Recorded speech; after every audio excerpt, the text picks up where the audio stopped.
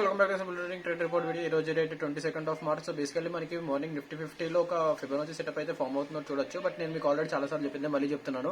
మనం ఎక్కడి నుంచి అయితే ఎంట్రీ ఇస్తున్నామో అక్కడ నుంచి రెసిస్టెన్స్ ఎంత దగ్గర ఉంది, సపోర్ట్ ఎంత దగ్గరలో ఉంది చూసుకుని దాన్ని బట్టి అయితే ట్రేడ్ తీసుకోవడం మంచిది అనమాట. సో బేసికల్లీ ఇక్కడ చూస్తే మీరు సపోర్ట్ అనేది కంపారిటివ్లీ రెసిస్టెన్స్ తో దూరం ఉంది, అందుకే నేనైతే ఈ ట్రేడ్ ఇగ్నోర్ చేశాను.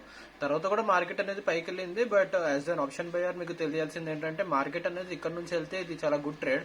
బట్ పైకి వెళ్ళినా సరే అది చాలా మెల్లగా వెళ్తుంటే అది ఆప్షన్ బయర్ కి మంచి సైన్ అనేది కాదనమాట. అందుకే నేనైతే ట్రేడ్ తీసుకోలేదు.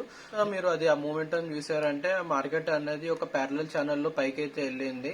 దాని తర్వాత బ్రేక్అవుట్ అయితే ఇచ్చి కిందకైతే వచ్చింది అనమాట. బట్ మనకైతే ప్రాపర్ గా సెటప్ ఏం ఫామ్ చేయలేదు. అదే ఒకవేళ మీరు బ్యాంక్ నిఫ్టీ చూసారంటే బ్యాంక్ నిఫ్టీలో కూడా మార్కెట్ అనేది మార్నింగ్ టైంలో పైకి వెళ్ళి దాని తర్వాత సైడ్ వేస్ అయిపోయింది అనమాట.